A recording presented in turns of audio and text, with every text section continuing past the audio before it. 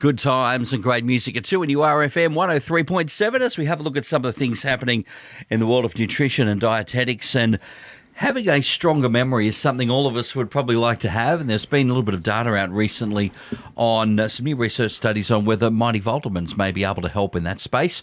To help us trek through some of that is Professor Clare Collins from the University of Newcastle. Clare, I haven't seen you for a while, so good to see you in the same room as you. Yes, nice to be back. But after your trip overseas in 27 degrees. Yeah, that's right, in Sweden, believe it or not. Anyway, I was very lucky to go to two fancy schmancy conferences and wave the flag for the University of Newcastle. Very la-di-da, wasn't it? Very la-di-da, but always nice to be back home. Absolutely. Multivitamins. Yeah. Now, this is an interesting study that I was asked to critique somebody else's review for the conversation, so you can find it there.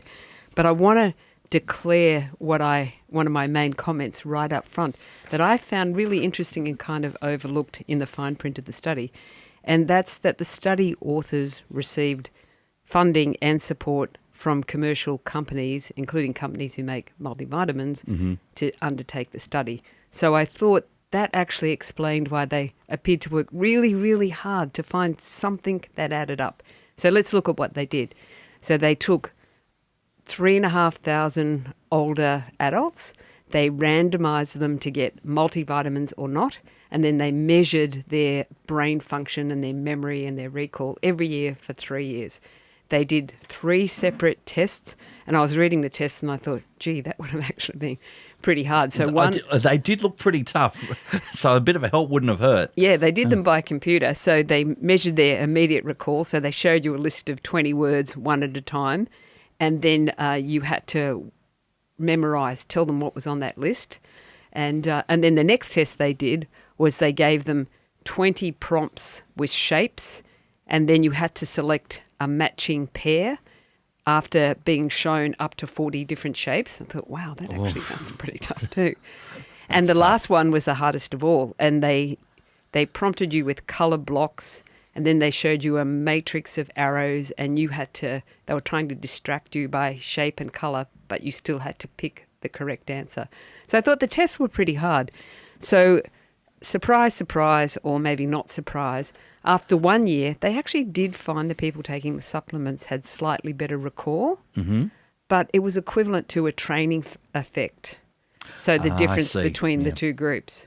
And then after 3 years, there was no difference in any of the test results for anyone. But intrepid researchers, they went, what if we do some magic and make a magic overall score?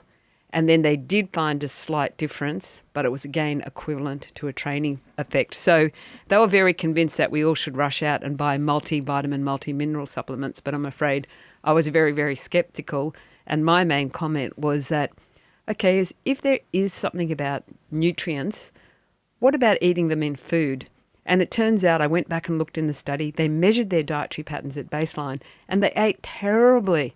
Now, the adults... This is pretty much everybody, yeah? Everybody ate terribly. So there was no adjustment for whether some of them had micronutrient deficiencies to start with. And my feeling was, imagine if instead of spending $20, $40 on a supplement, we actually really put the emphasis on eating healthy food as you age, and what type of benefit might that also have, not just for your brain function, but for your heart, for diabetes, if you have it. Now, there are people sometimes need supplements, and they should discuss that with their doctor. You know, they might need vitamin D, for example.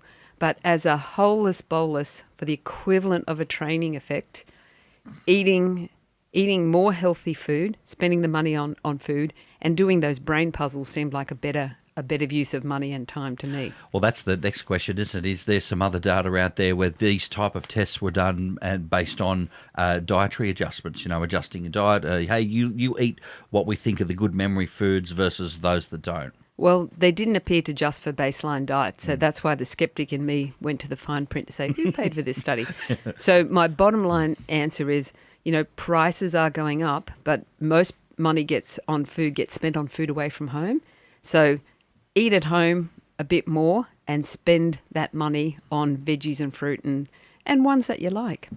You'll always find something you like. It's not that hard if you have a look at it. Claire, as always, a pleasure. We'll catch up with you in a fortnight from here.